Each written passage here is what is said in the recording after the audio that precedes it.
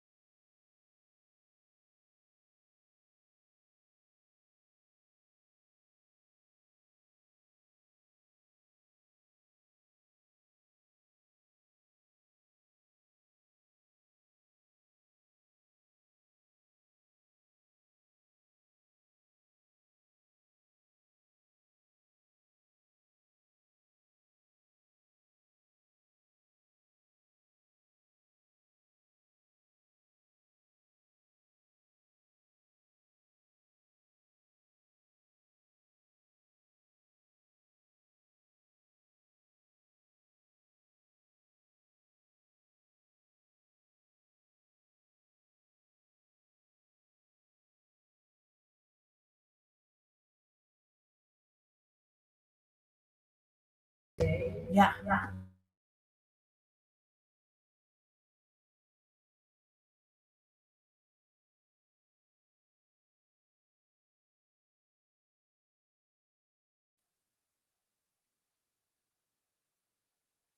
Continued on with our regular board meeting here.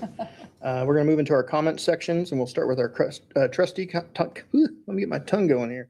Our trustee comments, followed by any public comments we've got. So trustees, starting on this end. I just want to remind everyone, if you have not yet received your angry email from Final Forms, you better get on it and get your kid registered. Coming from one procrastinator to another, those of you who are out there, get your Final Forms in, please. Okay. I don't have any comments. I do. So as you guys can see, we're missing a seat here on this side. Trustee Taylor has given us her letter of resignation. Let me get this straight. And we have accepted that. So we appreciate her time here on the board, 4.5 years. She served as our chair for, I believe, 2 of those. She was a great leader for us and a great mentor for me whenever I first came on the board. So we thank her for her time, her service to this district, all of the changes, the good changes that she's made here. So we wish her only the best in the future. Okay, Clerk Lamont, I don't know if we have any public comments. None. Okay, well then we're going to move right on to our consent agenda, and I will entertain a motion to accept our consent agenda. So moved. Second? Okay, motion's been made and seconded. All in favor? Any opposed? No. Okay, motion passes. We will move on to our action items. Dr. Russell. Yeah, Chair Jennings, trustees, tonight, first action item has to do with a transportation contract addendum.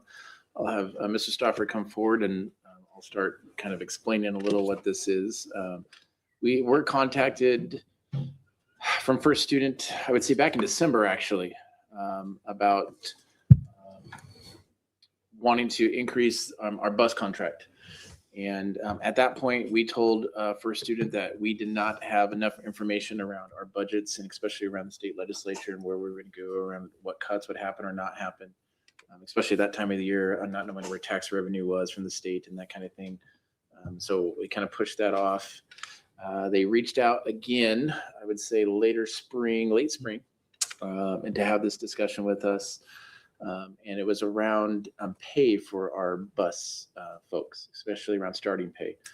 So we did a little research to look at starting pay, and the request that they asked, we had several meetings to kind of negotiate that to where we're going to present a dollar amount, and then happy to answer any questions. Mr. Stauffer, anything you want to add to that? Trustee Jennings, Board of Trustees, Dr. Russell, I think that was a really good summary of the conversations that we've had. In the board memo, you'll notice that we researched those districts that are around us or surround us or that in similar size to us. Again, we looked at Boise, West Ada, Valley View, and also Caldwell. Just to give you an idea of what the current wages are for bus drivers in our local area. That was one of our concerns and one of our questions were for students. And at the time we had the memo, they did not have the updated dollar amount that we had discussed with them that we'd be working together to propose to the board. Since then, they have come back and let us know that their new salary, if this is indeed implemented or accepted by the board, would be $22.68 for our drivers. That would be our starting wages. Now, the reason for that, one of the challenges that we have had, and this is not unique to the Nampa School District and not unique to any busing organization, is maintenance of bus drivers. Regionally, it's about 30 to 35% turnover is a normal turnover rate for transportation departments. The majority of those causes have to do with just needing more hours. There's competitors that come in. The other components that you see is also they just age out. We do have a large percentage of our drivers tend to be at a second job after their careers have ended. And so those are the factors that make that a high number. So after we discussed that, we reviewed, as Dr. Russell said, various different options. We put together what we felt that was something that would be reasonable for the board to consider. We understand that what the ask is at the same time. We are concerned about that, but we also are concerned about maintaining drivers for our district. At the end of last year, we did have some drivers that we were down consistently towards the end of the year. We started the year really well, and they just had a challenge as other districts around us. There tends to be a lot of movement between districts as well. And so that was one of the issues that we ran into last year, is that we did have some lack of drivers towards the end of last year, particularly from February on. We struggled with maintaining the amount of drivers that we needed. And that was the reason why First Student was coming back, because they identified that as the principal reason why they felt they were struggling having enough drivers for our system. So again, inside, I'm just here to try to answer some questions on behalf of the board. And if there's other questions that we don't have or answers we don't have, then I will get them for you. So just to clarify, we're at $21 and this proposal would move us to 2205. Correct. We're 2150 currently. 2150. 2050, and Trustee Jennings, Chair Jennings, sorry, it'd move us to 2268. Okay. 2268, yes. That would be the new, that information was not available to us when we put together the memo. We just received that information from First Students. I believe it was on Yesterday. yesterday. So we would go to 2268, which actually Correct. exceeds the districts around. It would. Yeah. It would put us in the driver's seat, no pun intended, but that's how we started the contract as well, is that they were one of the top paying companies, and they like to be that. They actually shared that with us, is that that's part of their priorities as an organization, is to be the top organization paying their employees. And it helps retain quality It does. staff. It does. It helps them with those numbers. What are the, oh, sorry, go ahead. So if the memo was put together before you had the actual dollar amount per hour, does that change the total increase that's being requested? No, that stays No. the same. Okay. Stays the same. So that's how they based that increase. Once we had, Dr. Russell, myself had met with them, and also Mr. Dewey, we had met with them to come up with a number that we felt they actually requested higher than that, much higher than that. But we worked with them to get something that we felt was more palpable for us as a district and for the board to consider. Chair Jennings, Trustee Benz? what we It's been a long day. has been. What we discussed with them as well is we wanted to make sure that there was assurances that this 150,000, if we were to approve it, would go all towards salaries. Mhm. And what they had to do is they had to run that through their corporate to make sure and calculate how much that actually would mean, and look at their budgets. So we did get assurance that this would go all to salaries. That was one of our main contingencies. And then secondly, we just wanted to know how much that would be. So that did take a couple of days.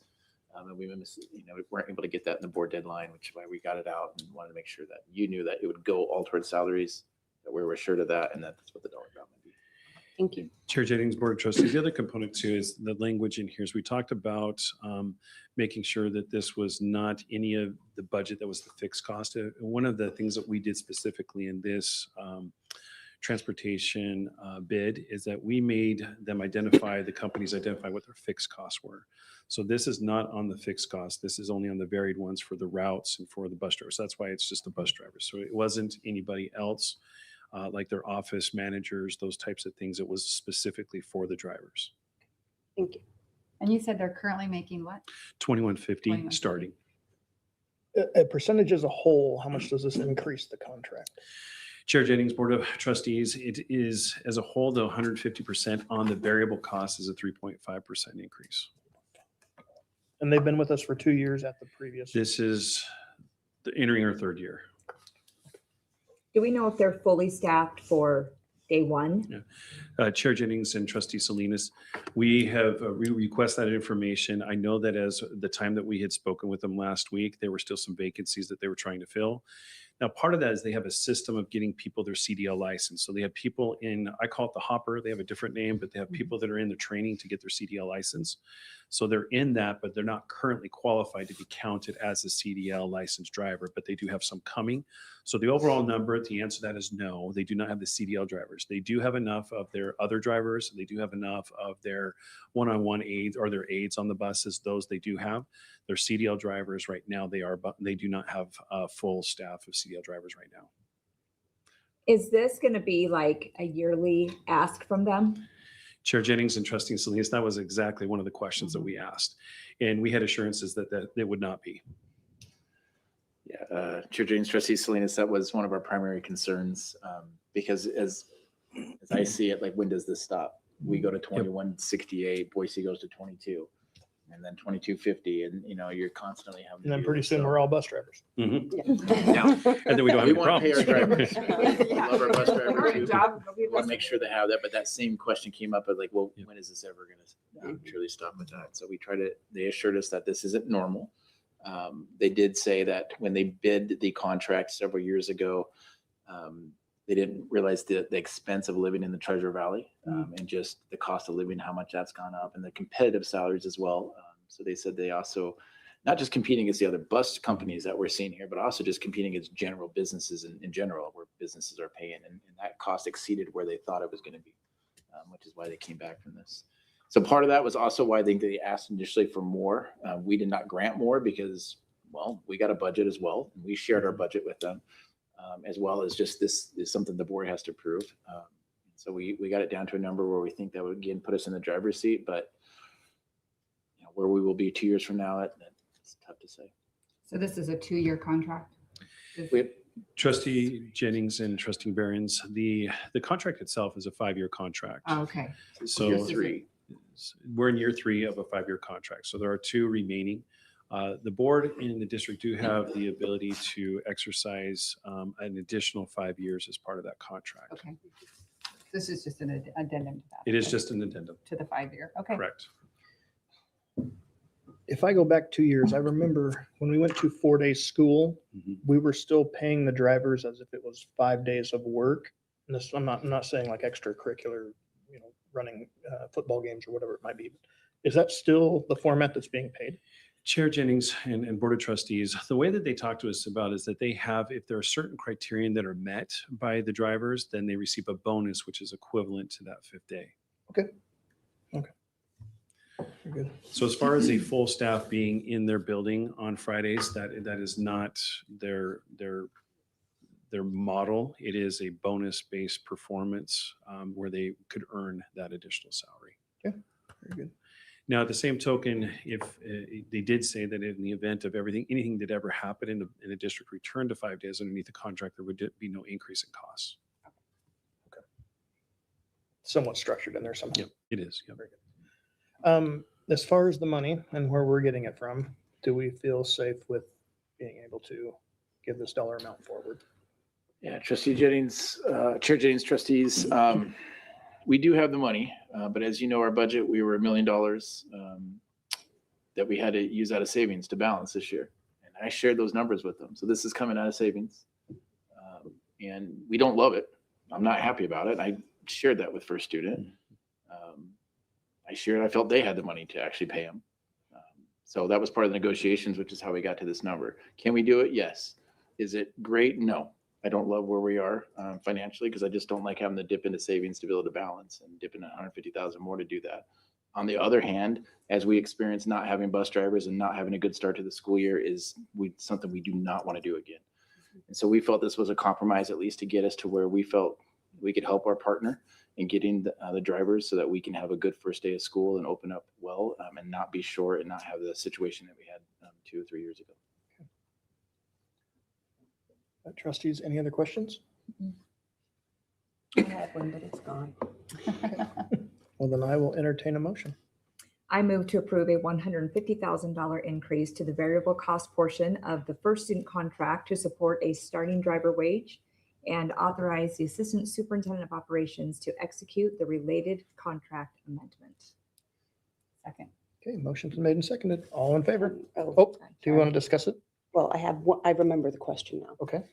Is this part of the reimbursable cost from the state? So are we at our max for the transportation reimbursement? Yeah, Chair Jennings, Trustee Benz, I'm going to have Mr. Stauffer answer that. I can explain it, but I think he'll explain it better than I would actually. I'll probably take a long time to get there. Chair Jennings and Trustee Benz, I don't know about that, so we'll try to hold that true. The reality is we were capped this year. So Okay. and again, remember it's 1 year in arrears, and so our first year, in their second, we won't see the benefits of our new adjustment till this upcoming year. So we were basing what our reimbursement was off of our first year, completed first year is what we received this year. So the information is 1 year old that we get the reimbursements off of. Okay, Chair Jennings, Trustee Benz, to add to that, one of the things we did talk with them about though is we wanted to look at our routes again because we are over. When you look at us compared to other districts, we're abnormally high when we're getting capped and we're not being reimbursed. I think we're at 133%, where most districts are at 103%, 104%. So they said that they would look at a route analysis for us to see if there's any way for us to be able to be more efficient in our routes to get us closer to that number around 102, 103%, where other districts our size are at. So we are high. And that was part of this discussion as well that they're going to do for us. They said that would come back probably in late September, early October by the time they got to that. does that additional overage in the routes include, is it because of our special ed routes, or did we have any idea? Chair Jennings and Trustee Benz, there's a lot of variables that go into it.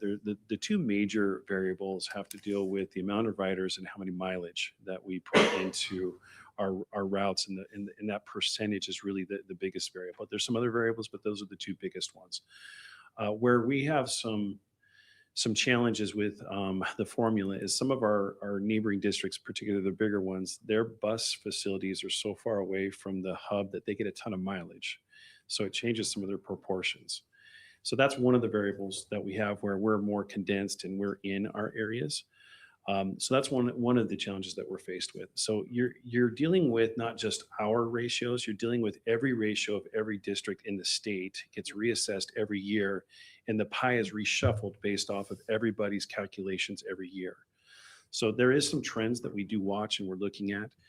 We are high, but we have historically been high. That's not abnormal. That's not something that just created here in the last 3 years of this contract. This has been a normal standard for us forever. We're actually trying to, again, our first year was an abnormal year, and that's what our numbers came off of this year because we had just moved and there was a lot of things that we had to do just to get the busing going. So this next year will actually have a better flavor of what those look like.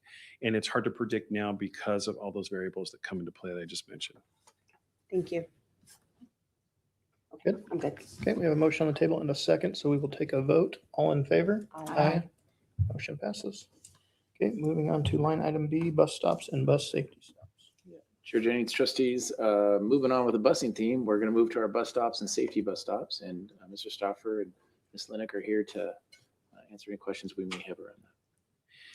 Chair Jennings and Board of Trustees, this is our annual presentation of our bus stops that requires the board to review and to oversee and approve before we can publish and put out our busing for our parents. You'll notice there was many documents in here that went over all of our routes. The one exception I do want to make note of is that our special ed routes change consistently and dynamically based off of IEPs and based off of student needs. And those are door to school stops when we were working with special education. So those will continue to come in and we will bring those to the board as we have done starting last year. We started to bring those to the board through the consent agenda, but we will bring those as well as we move forward throughout the year. But just wanted to make a note that these are not all of our special education routes. These are our general education routes. Trustees, any questions? Okay, I'll entertain a motion. I move that the board approve the transportation routes for the 2026-27 school year as presented. Second. Motion's been made and seconded. All in favor? Aye. Aye. Okay, motion passes. Moving on to C, employee handbook. Yeah, Chair Jennings, trustees, for you tonight, I'm going to have Director Hamlin come and share about our employee handbook. Again, this is our annual review of our employee handbook. We did miss putting a board memo in there, and so we're going to have Tyler go ahead and bring that up, and that will review some of the changes, and Ms. Hamlin's here to review those and answer any questions you may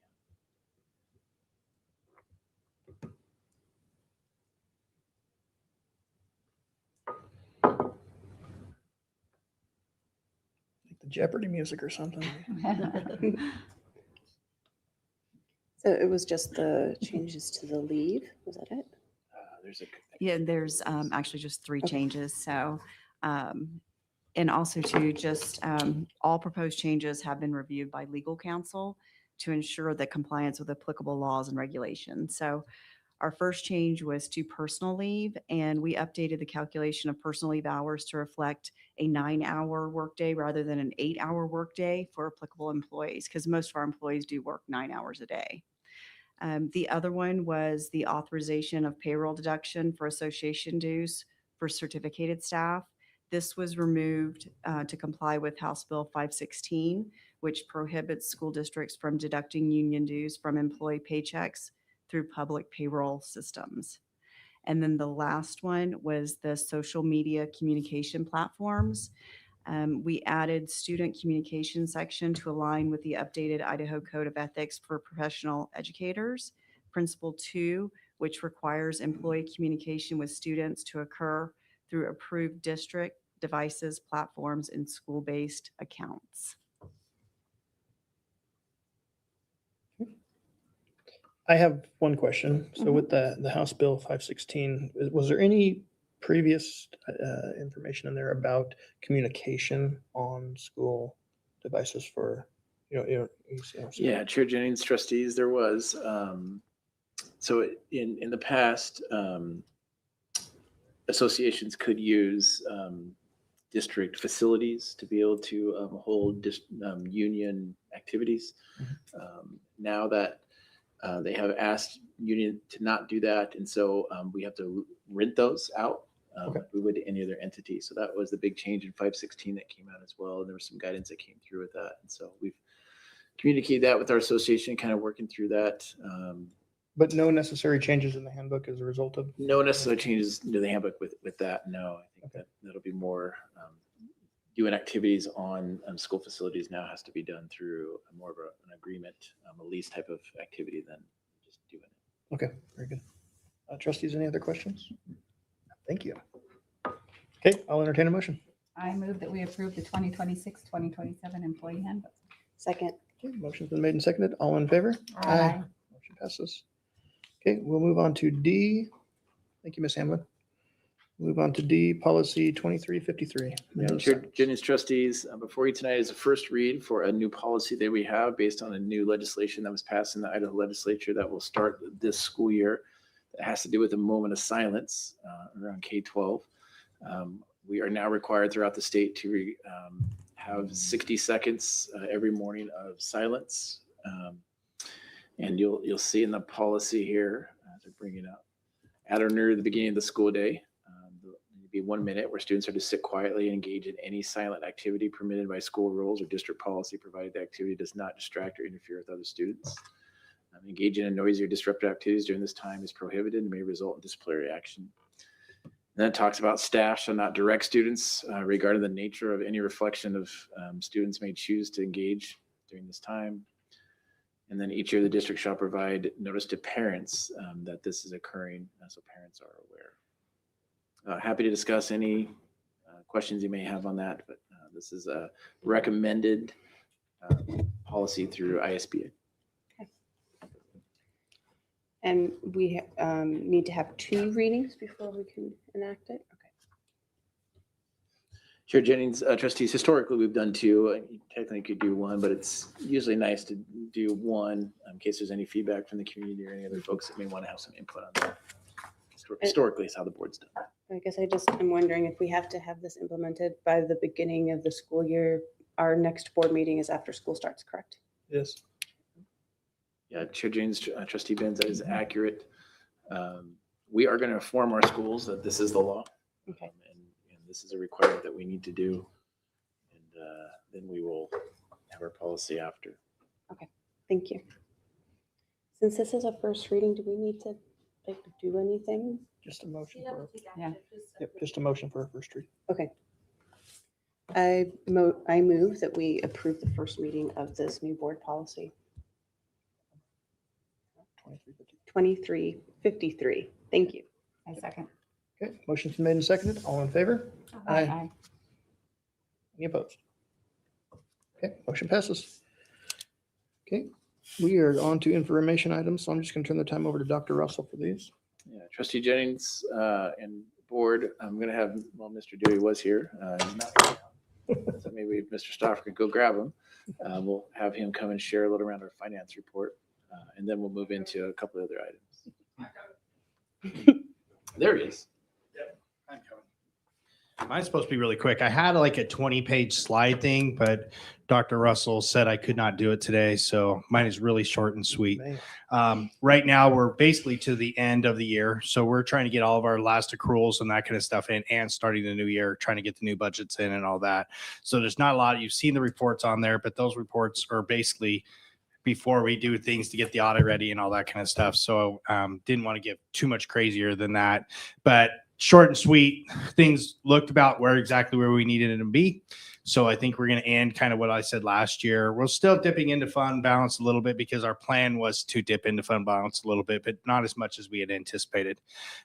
So as soon as we get those numbers, you'll get those from the audit and then go from there. But as expenses still trickle in and we have to still bring it back and accrue into last year, that's when I can give you the good numbers, and we'll have the auditors will be here the month of September, and we're obligated by law to get the audit done and to the state no later than 120 days after fiscal year end.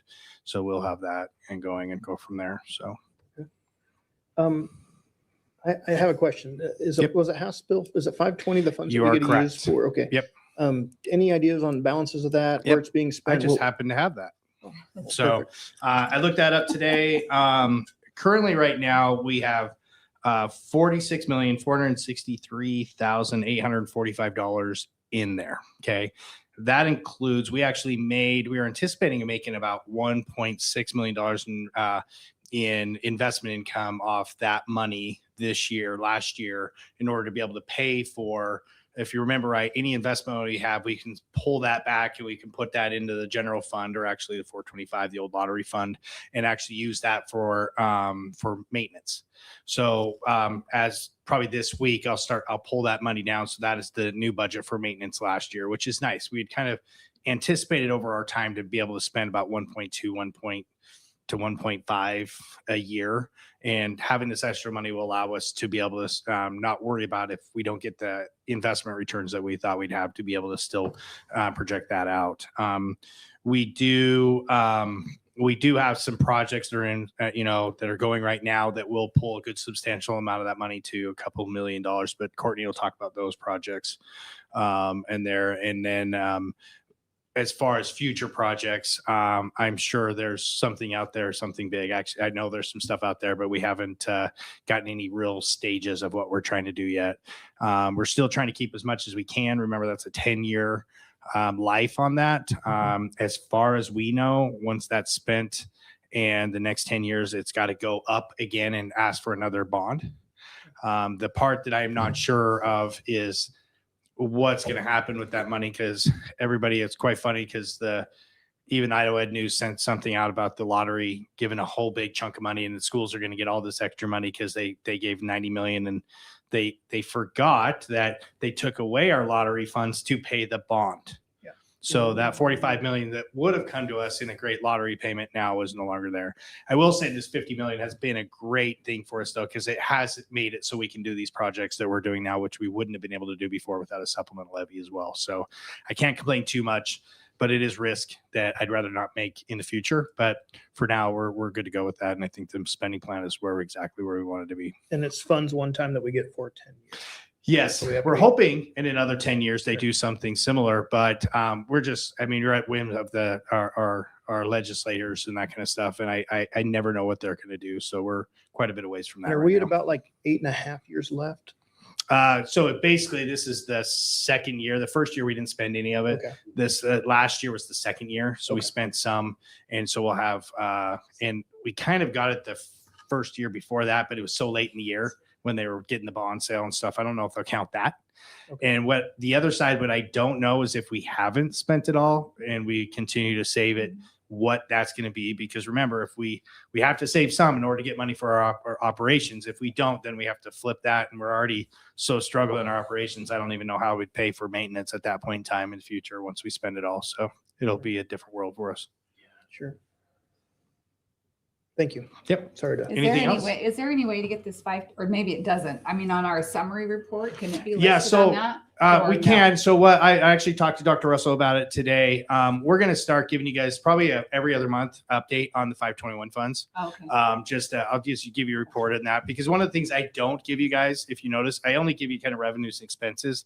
I never kind of give you what's in the bank, if that makes sense. It's really not. So you wouldn't even know by how much is there. I just basically how much we've actually budgeted to spend. So I can give you an estimate. Okay, this is what we have left. These are kind of some of the projects that we know we want to take out of it, so you guys are familiar with that. And I'll plan on starting that next month for you guys. Awesome. Thank you. Thank you. Any other questions? Great. Well Thanks. done. All right, trustees, next item we have on the information report has to do with our principal evaluation. This is a document that Mr. Knopf has been working with some of our principals on to help develop a more cohesive evaluation system for our administrators. The district has moved towards high reliability schools the last 5 years or so. And we do ask our school leaders to develop plans around that and implement plans around it. And we've been using historically the Idaho generic kind of principal evaluation system, which does work in some facets and doesn't in others. And so we reached out to the State Department this spring and asked them, what is the process if we wanted to develop something that more aligned with what the actual things we're asking our principals to do and where they're actually spending the majority of their time and work for. And the State Department said, well, it's really a local decision. That's up to the school board to kind of make that decision. And we're basically the State Department. We just take those so we know what you're doing when it comes to evaluation with that.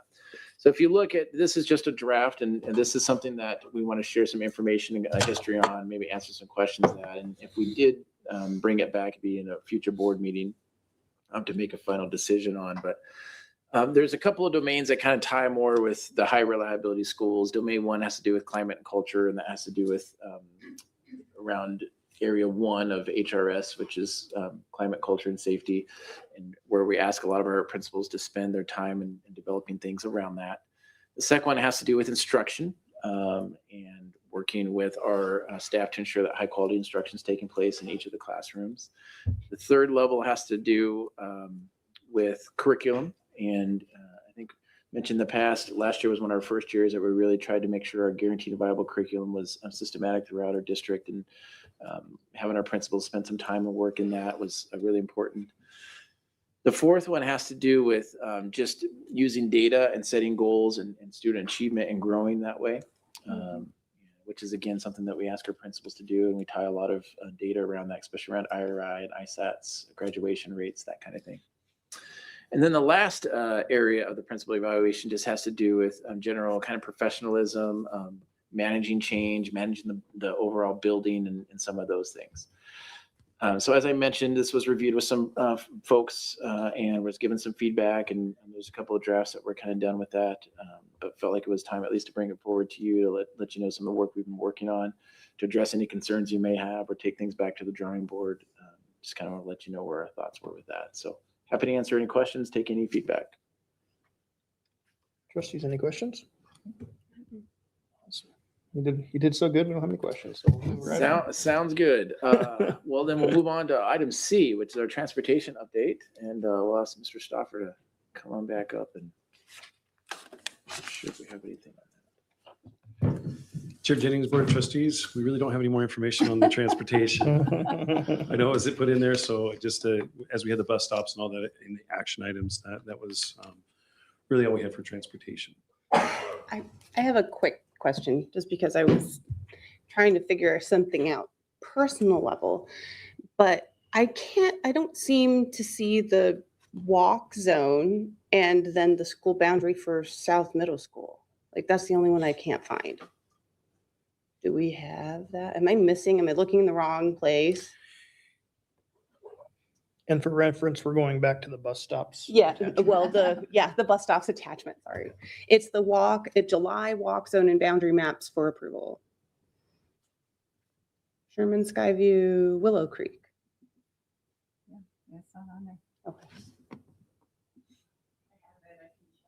I'm so sorry. I probably. Well, that's okay. That's okay. Like I said, I was just like, for personal reasons, I was just wondering about that. Are they available online though?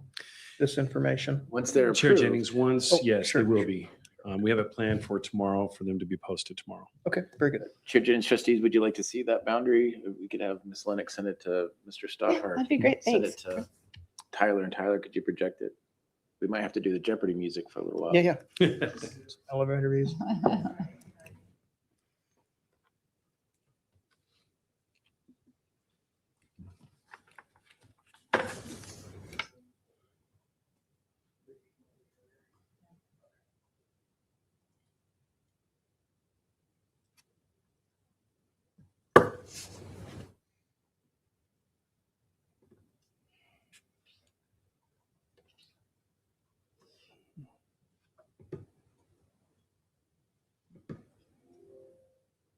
Oh, and by the way, just while you're doing that, could you refresh everyone on what the regions mean? So there's an N region, a C region, and other things. Just what are those? Chair Jennings, Trustee Benz, yeah, the way that we organized it was really based off of the 3 high schools. So you have the N, which represents the Nampa High thread, the S routes, which identify the Skyview portion, and the C is the Columbia. So those are how we organized them into those 3 pathways. Not north, south, No, and not central. north, south, and central, yeah. Okay. They're based off of the high schools. Okay. Just works out that way.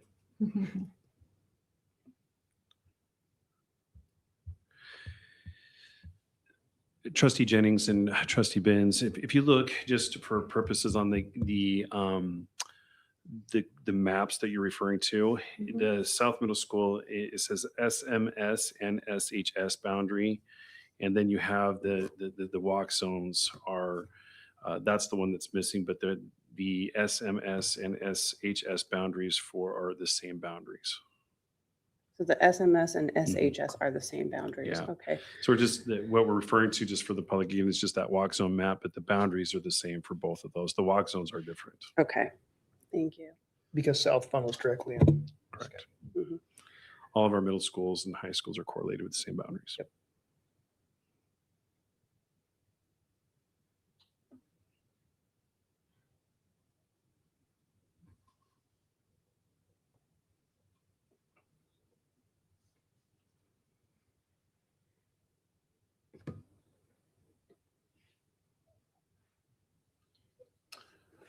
Do we want to move on to? Are we okay with that? Yeah. I can. Just- And then we can come back to later. it? And then we'll Yep. come Yeah, back. yeah, Mhm. let's do Yep. that.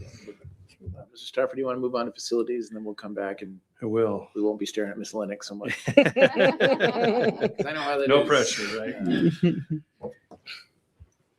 Yeah. Trustee Jennings and Board of Trustees, wanted to give you an update on a few items just with facilities. The first one, and I'll have Tyler bring up some pictures on our construction. We've been doing a lot this summer. The first thing I wanted to share and give you information is our 2 playgrounds, one at Endeavor and one at Lake Ridge, have been completed. There is a graph of what they look like. I know those look like those are audio and are AI enhanced. They are not. Those are our playgrounds. They've come out really well. We're really pleased with them.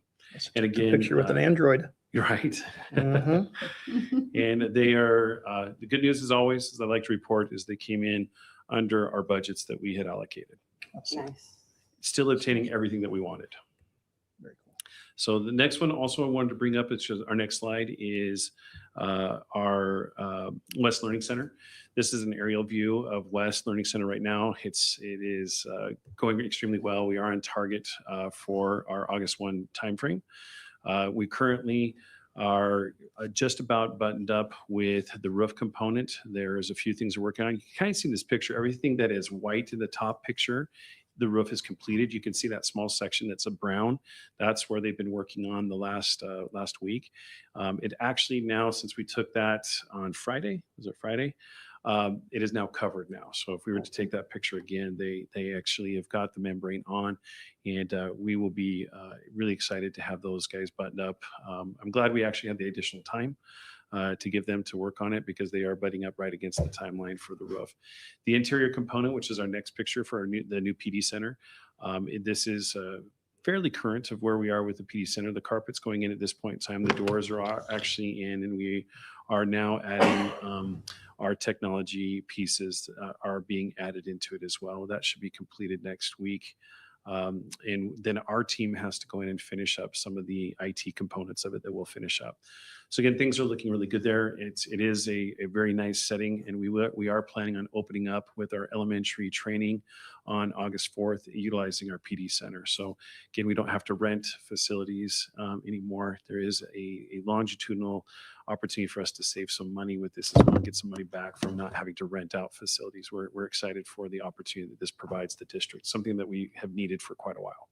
And just to add, trustees, what's nice about that, we also design it so it's a flexible space, so you can break that off into smaller group rooms. You can make them into bigger rooms. You can close some things. So it's a really nice thing. As Mr. Stoffer said, it's a really nice thing to have a nice center for our teachers to be able to go and not have to, rent places or go to a cafeteria or, library, just have a really nice professional one. So we're happy about that. Yeah. It's turned out great. In Chair Jennings, Board of Trustees, there is one thing that is a little bit delayed, but it will not open it. It is we have a door that is able to separate the main conference room into two conference rooms, smaller conference room. It's about 2 weeks out, but it will not hinder our ability to use it.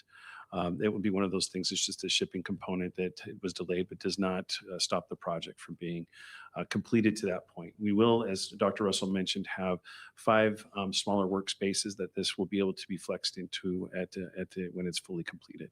So excited for that opportunity. I know our CNI is really excited for this opportunity.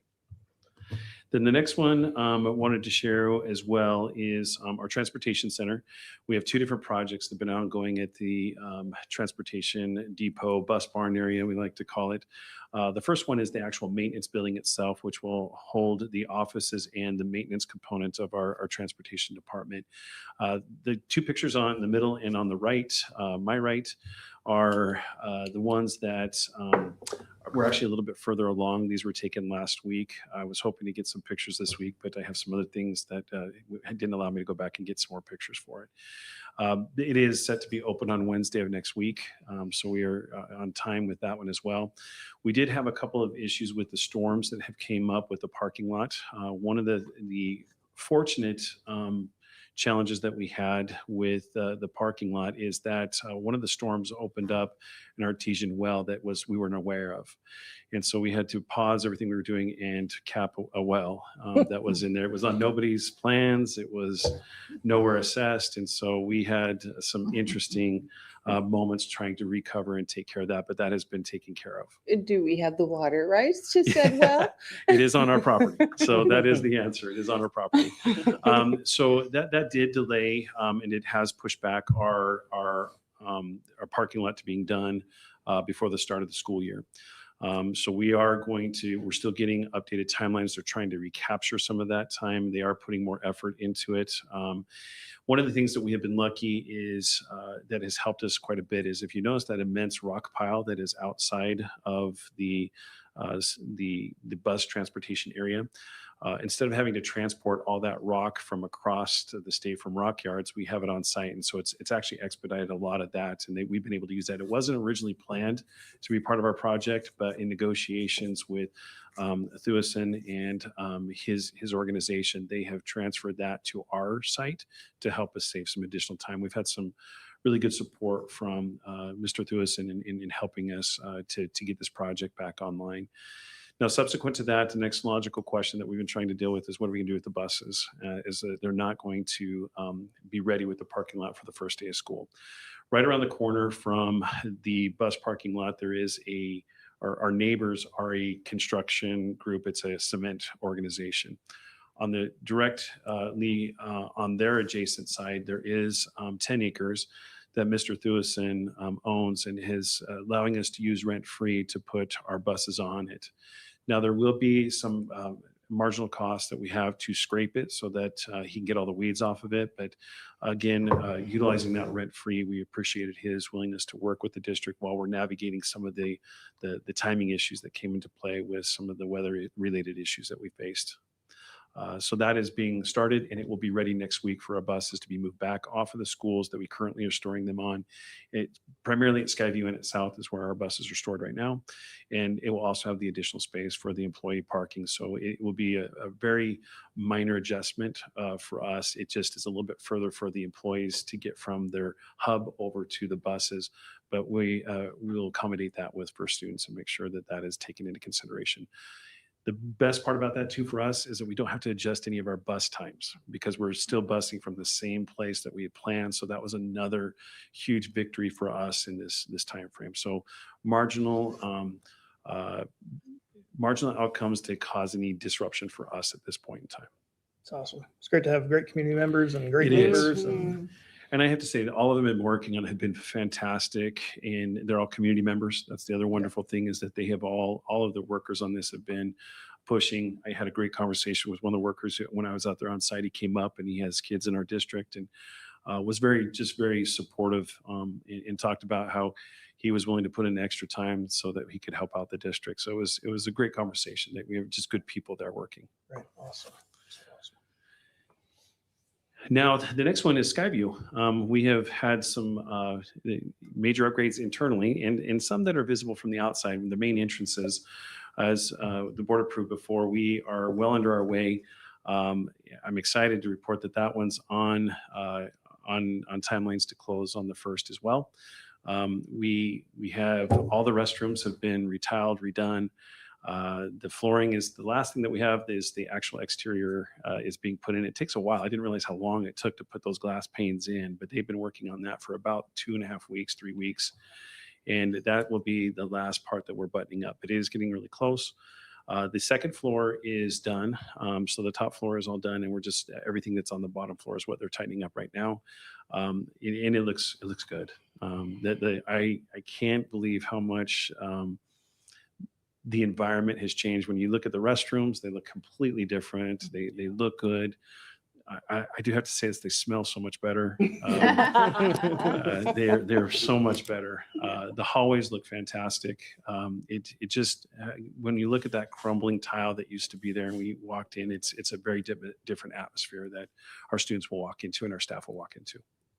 Mr. Stafford, you share a little bit about the walls and the paint and some I things we will. noticed as well after walking it. Yeah, I appreciate that, Dr. Russell. So Chair Jennings and Board of Trustees, one of the things when you haven't really done a lot in a building for many years, when you start to do things and you start walking through it, you start to see the difference when you fix some things. You look at other things and you go, wow, there's some needs here.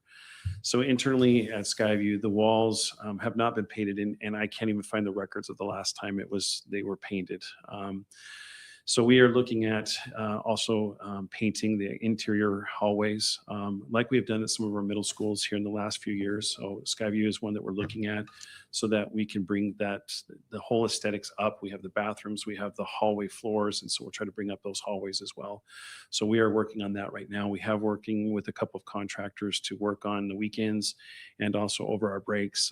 They have some that are very happy to do it. We have a community members that are also wanting to come in and even doing some things that reduce prices on our bids. They're also looking at, we have one vendor who's also looking at doing some in-kind trading. So we have, again, some good people who are coming out to work with us on this project. So I do think we'll have more of an update next month on what we are going to do with that, but that is something that we're exploring right now. That's awesome. Yeah, trustees likely won't be done by school, obviously. Yeah.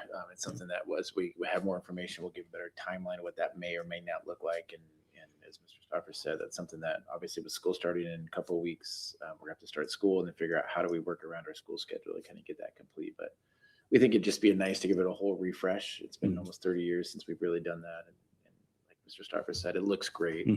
Bathrooms look amazing. It's really nice to see. So former students that come back to Skyview won't be able to say that it has that smell. I sure hope not. What smell? I don't smell it. Well, it'll just be, I've been there all those years, but those guys are not going to be able to come back and say, smells Smells like strange. Skyview. Hopefully Yeah. it'll smell different. There's a smell to Skyview, and we didn't smell it when we walked in. I don't know if it was the tile or if it's just the dust of the construction. There I don't know if really it'll is? return or not, but I've never, I've no, never. there's definitely a Skyview Definitely. smell. That's crazy. Definitely smell. Okay. I thought my kids were crazy. Last of all, I do want to talk a little bit about Central. Up until about a week ago, we were on schedule for, actually until Friday, we were on schedule to complete the roofing at Central. Due to the rain that we had on the 17th and some installation errors that did occur by our installers, we had several large holes that were left unattended to that should have been and were supposed to have been taken care of, which caused significant water damage inside the school. The damage is still being assessed in that process. And again, this happened with that rain that we had Friday morning, that late Thursday night, Friday morning. I've been in sight. Right now, we're not allowed to get into the building because it is locked down as they're assessing. We do have some news on the preliminary results. They're testing for the asbestos to see if we can actually get into the building without being fully suited up. The good news is the initial test that we got back, there are two tests that are being done, but the first one came back that our major remodel that was done on the inside of Central, I believe in the late 90s and early 2000s, did take care of most of the abatement of the asbestos that is in that building. It is over 100 years old, so there is some in there. We do monitor it. That was the good news. That will allow us to wait for our second. There still are two areas that are exploratory areas that we're still unsure of, but they had to do the first one to get to the second one. So basically above all these T-grids, there's another ceiling that's above the T-grids, and that they were concerned that was considered hot or with asbestos. And so they could not do anything with going through that infrastructure until they had got the results back if it was hot or not. We received the results this afternoon that it was not hot. So now they're going to move into their second phase of determining the safety of being able to get back into that building. Now, again, as I mentioned, there was significant damage, particularly to the second floor. There was a lot of classrooms that were impacted, carpeting, walls, sheetrock. It did leak all the way down into the basement. So it went through the second floor to the first floor and into our basements. All of those have been at least at this point in time, the water has been taken out. Now we're drying everything. And so we still have to wait, and it's still not dry, and it is still in the process of drying. Once they have determined that it is dry, we still have to wait 3 days in order to do the mold test. So all of this being said, that the best case scenario for Central to be back in a place where we can put students in it is up to 2 months. That is our best case scenario.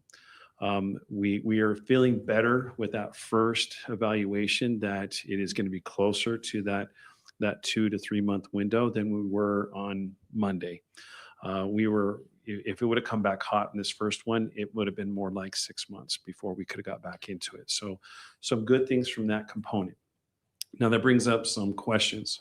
Start for just a couple of things, just a couple other assessments that we're looking at as well. Is when that much water gets into the electrical, there has to be an electrical assessment. So we're waiting on that. There also has to be an assessment on our HVAC because water got into the HVAC system. And then we have to have assessment on our IT system as well with our IT people. And because we're not sure if it's hot or not, we haven't had folks be able to get in there to do that. So we're all waiting on that information as well. So I just want to make sure. Thank you. There's been thank you, Dr. Russ. We have a lot of information in a short period of time, and we've been trying to do a lot of things since Friday to ensure the safety of all of our staff, but also at the same token, trying to prep and get things ready potentially for our students. There's a subfloor evaluation we have to do as well to see how much water got into the subfloors, and we haven't done that. So we're still waiting on a lot of information. Yep. Now we do believe, and I do have some information now. Part of this too is we have worked with Bennington, who is our CMGC.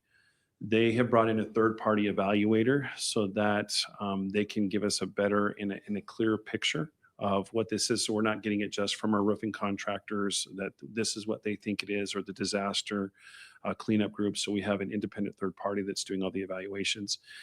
We felt that that was the best way to handle this as far as both for our benefit and for the benefit of the contractor.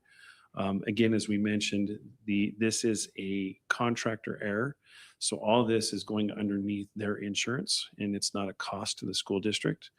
I have also verified that we have two other protections as part of this process. One, we had a bond that was included as part of this bid that they had to perform and provide us a bond. So if anything happened and they were not able to complete it, the bond would pay for the completion of it. The other one is also Bennington. Our CMGC also has additional insurance on top of it. So we are truly covered in 3 different ways, that all of these things that need to be taken care of are going to have funding resources that will not be district funding resources. We're just out of time. Time. I have a question. Yes.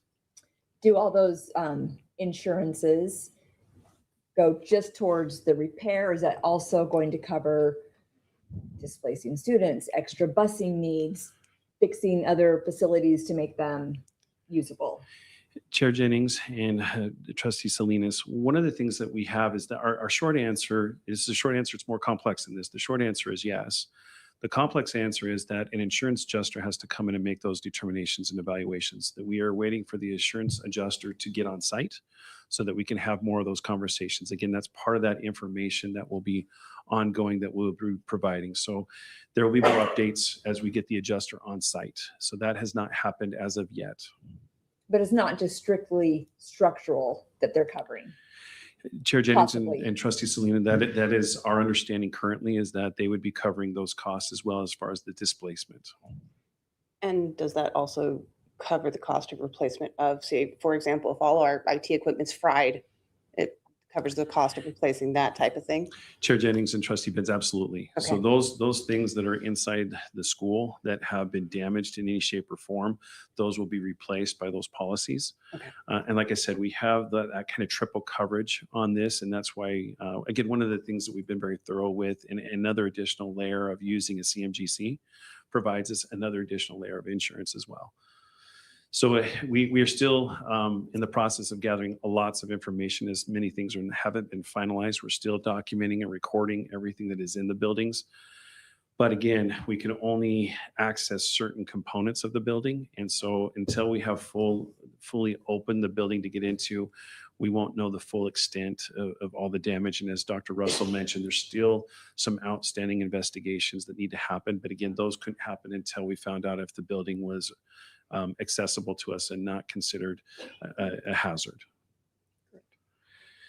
So any other questions on just that, the building itself? And then we do have some thoughts that we do have and some discussions that we have as far as what do we do now? Any other questions about the structure?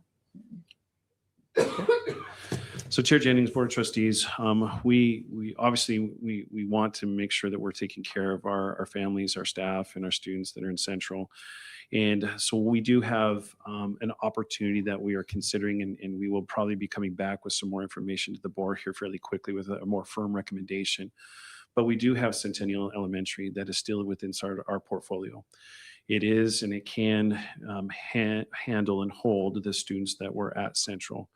We have been doing initial evaluations, walking through with Central Administration, as well as our own teams going through and looking at Centennial and looking at its capacity and ability to take on the Central students and staff.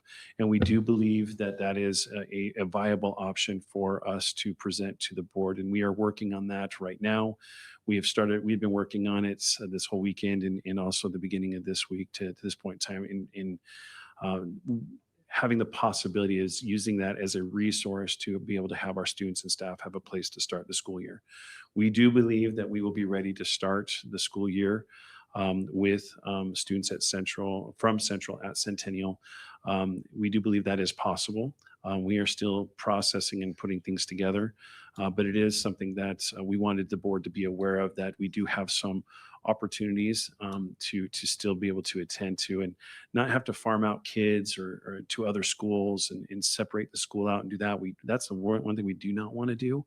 And I think we're in a good place where we don't. We've had neighboring districts have had to do that, that they've had to vet out kids to other schools, and we'd like to prevent that as much as possible. Yeah. And how soon will we know? How soon will we have the information ready to provide to parents? Particularly, since we were just talking about busing, I have busing on the brain right now, I guess, because Centennial is farther away from the kids who are in the walk zone for Central. So all those kids, everyone basically would have to be bused. How soon will we know, and how soon will we be able to let parents know when and where and how and all that stuff? Chair Jennings, Trustee Benz, that's a great question. We have done all of those calculations of what that would take. We do have plans that we can adjust and provide the transportation components to all those who are in those walk zones. We've already have a plan in place that we have roughed out as well. We do believe that we would have something that we could get to the board for board consideration by Thursday, and we could have it to you for tomorrow, so that I know we have to have that 24 hours, so we can have it to you tomorrow and for potential consideration by the board on Thursday. Trustees, Chair James, excuse me, Trustee Benz. Part of that is we kind of get information by the hour as it is. And so we wanted another day or so just to kind of see, like, really, is it 2-3 months? Is it more? Just some of that more information. But to Trustee Benz's point, we do need to get information out for our staff and for our parents to know what is our plan with school starting in 2.5-3 weeks. So our best option we feel at this point would be Centennial. We did consider going online, but that is something that we don't want to do either. We didn't feel like we wanted to keep the school whole. We wanted to keep the kids in front of teachers, in front of staff, where they're cared for and loved for. And so the online thing just isn't something we really want to move toward either. So our best option at this point, we would feel it was Centennial. Wanted to address a little bit around Centennial. When we originally did not or chose to mothball Centennial, we did it because of around safety issues and things like that. We have some things that we think that can address some of that, at least initially. There is a police substation now on presence on campus. That would be really beneficial. We need to add some more cameras around that as well. And so we're talking about that now, about how we can update some cameras, security systems around that. And then we also have another system that we've been testing over at Endeavor, which helps the efficiency on response times. And we did a test this month over at Endeavor, and it was a successful test. Very successful. And that's something that we think we could quickly apply over to Centennial as well, so they'd have a little bit more updated security, because it is that older building. And it's one of those buildings that doesn't have doors. And Chair Jennings and trustees, I do have a presentation on that piece. That's next on my facility update. I'm talking about that program that Dr. Russell just mentioned. So I'll have a little bit more time that I'll share with that with you. But we do feel that all this is capable. We are capable of doing this in the next few weeks. Our team has been working incredibly hard. We have discussed nutrition. Nutrition's department is completely confident that they can navigate and move over to Centennial. We have been utilizing that cafeteria to help our Boys and Girls Club, who do occupy part of the building. And so that it is up to par. It has been functioning. It's ready to go. We have seating capacity in our cafeteria to navigate it as well. We do have the transportation plan in place. Our technology is in place that we can do it. Our building facilities, we're doing walkthroughs and making sure everything is working, functioning, because it has been sitting really unoccupied for the last couple of years. So we have been doing that and getting everything up and working and fine tuning everything. At this point in time, I don't, while it will not be perfect because it isn't central where our kids have been going, it is a very good solution to meet all the criterion that Dr. Russell did talk about, that we have our staff with our kids, and there's a lot of continuity there. And we know our power is in our staff with our students. This is essentially our alternative to either busing them to other schools or to starting them late. But at some point, there will be a mid-year change to go back to Central. Yeah, Chair Jennings, we had some discussion with Ms. Lovers, the principal at Central, and we agree with her. If there was going to be a considerable amount of time and we considered moving to Central, what they would like to do in the proposal is that we would stay there through December and use that natural break to move back to Central. Again, we're still unsure of all the timelines of when Central will be ready, but that does seem like at this point in time a logical timeline to consider. And we could reevaluate again later on, but I think that would be part of the consideration that we'd be presenting to the board, is that we would keep the Central students and staff at Centennial through that break, and then over the break transition back to Centennial if it is ready for us to do so. Yep. Okay. Any other questions? Best thoughts at this point, being Tuesday of the 21st. Yeah. So does that mean we would need to have a special board meeting later this week? Or when I Quite would say, potential. I think I don't think you could set a timeline until you get the analysis back. Correct. Yeah. So possibly, or next week, I think sooner rather than later, but it's all based on the information that they're waiting on, the analysis, recommendations. Time will be of the essence. Okay. And Chair Jennings, just as going back on that point, we do think that we'll have sufficient information from the testing. We were told that we'll have the rest of it by tomorrow so that we would be able to finalize at least that component of the current building. Really, the biggest thing is we know that the building is a minimum of 2 months of repair as of right now. That is the minimum. So we do know that we are going to have students displaced, whether we have all the reports back or not. We do know that we're going to need to find a home for the kids and for the staff. Okay. Any other questions, trustees? Moving on. Thank you. Thank you.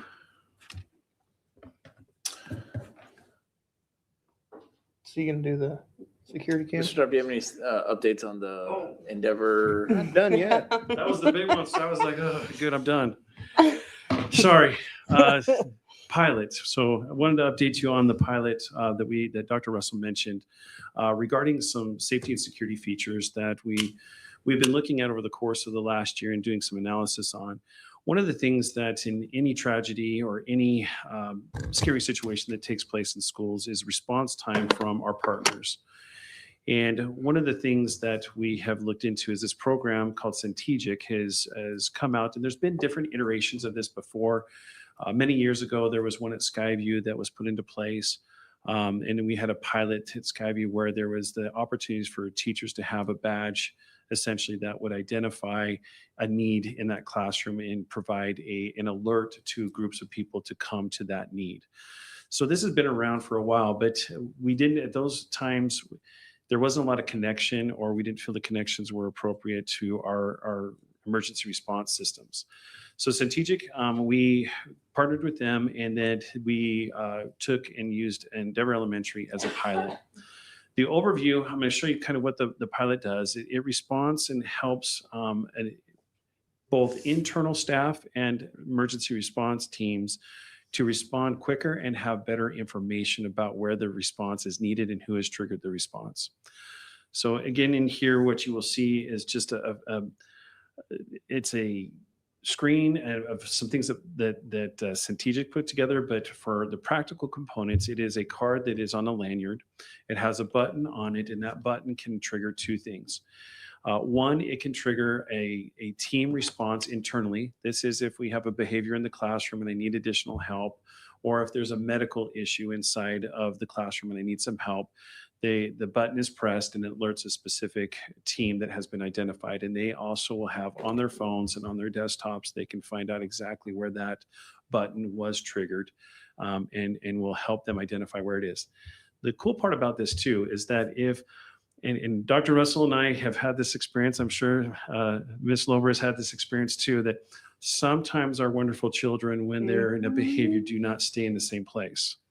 And they tend to get mobile on us. When I trigger that there is a geofence inside the school and on the perimeter that will show people where I am with that student, and so they know how to find me.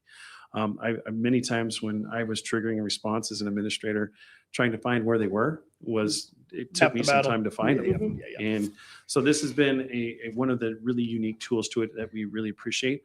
Also, there are the ability to have lights for our students that are not able to hear. We do have an increasing deaf and hard of hearing programs that lights will shine a particular code. So, and we can choose the colors of that to be able to help identify entrance into buildings and what is happening at that point in time. They also connect with our smart boards or our ViewSonic boards that are in our classrooms that provide messages. If it's a lockdown or if it's a hall check, those things that we have, it will give identifications that is really clear and really abundant for our staff to be able to see. And the other prize, which we don't ever want to have to activate, is our emergency response activation.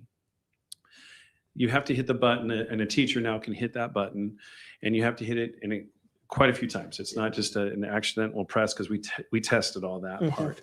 So I think it's 8 times or more you have to hit that button. And it will initiate the lockdown, which then contacts the emergency systems. Compared to the current system that we have and running the test trials that we ran with Strategic, we were able to shave a minute and a half off of the response time for our emergency responders, which is an eternity in an emergency. Yeah. Our police department was a part of it. Our 911 center was a part of that when we did our testing. And they were all very impressed with how quickly that response actually went through the systems to get to them. And like I said, it was a minute and a half, and we did 3 separate trials to see what that response would be.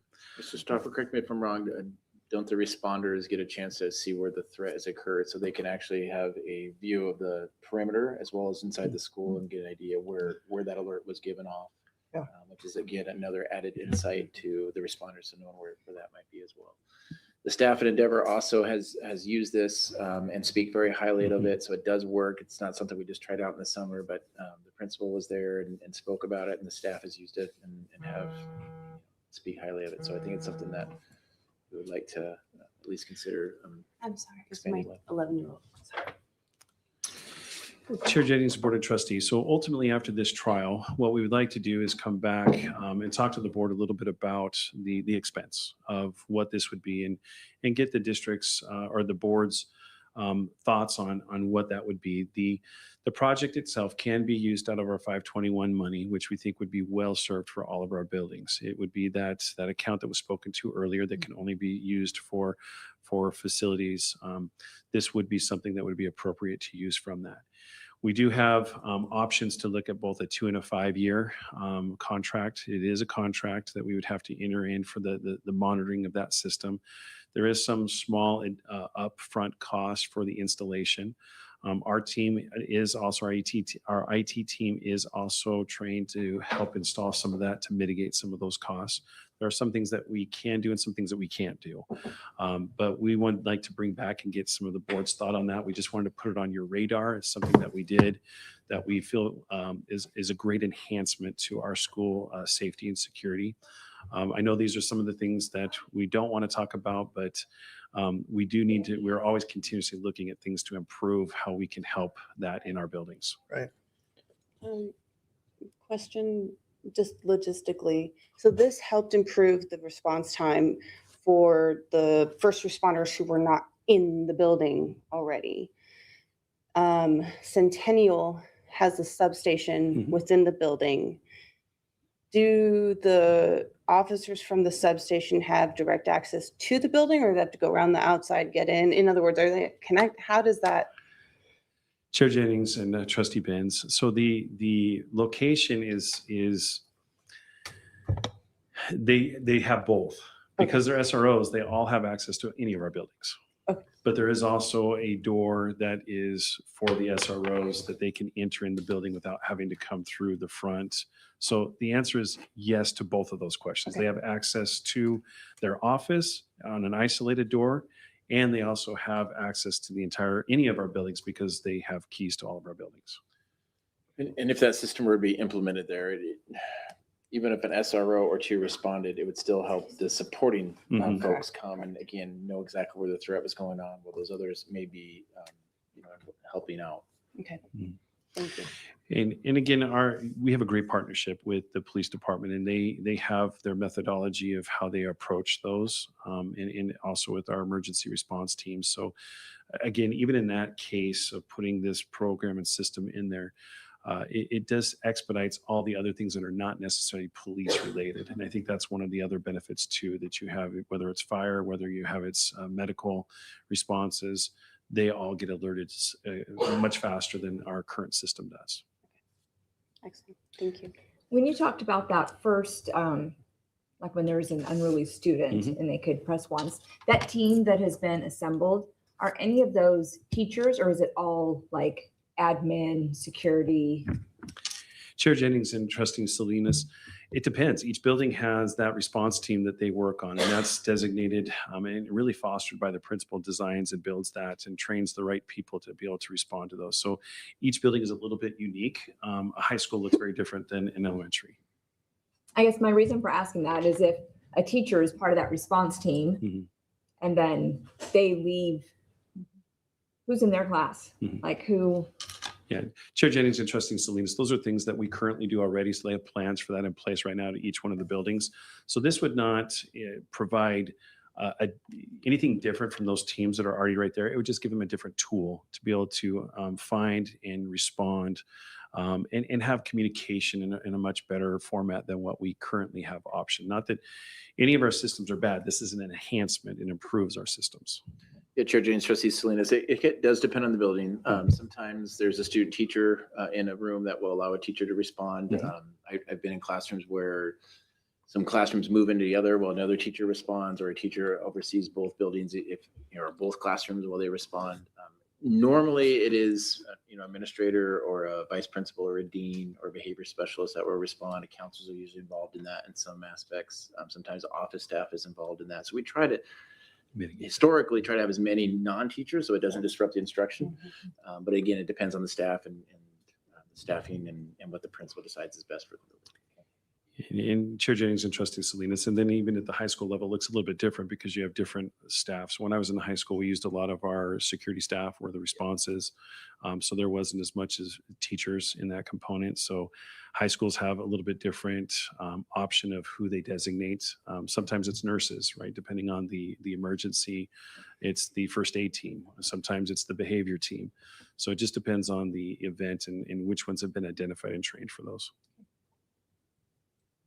2 questions. Should we need to start in Centennial and put the system in there? Is it transferable to another school? And my second question is there any state funding reimbursement for such a system? Chair Jennings, to answer your first question is yes. These are things that can move once we have the physical components. They are transferable to other sites. And so that is something that we did consider in this as well. The second answer to that question, I'm not aware of anything that we could use to reimburse for this type of system. One of the things we're told is this is what facilities maintenance money can be used for. And that's kind of how they've identified that. But I'm not aware of anything that would work. And if we did do that, typically those take a considerable amount of time. We have tried over the years for one that's called the COP grants but those have really changed to be identified to smaller districts. We are large enough that we tend to get booted out of any of those considerations. Chair Jennings and trustees, just a thing to consider, if there is something that you'd like to advocate for, that's something you could consider approaching the ISBA about a resolution or something to ask the state legislature at some point to think if they ever would put money towards upgrading security. To Mr. Stauffer's point, my thoughts would be they would say, well, you have building money, but as we know, school safety is a major topic and could be worth a shot, a long shot. But At least we got a chance. Yeah. Okay. Any other questions?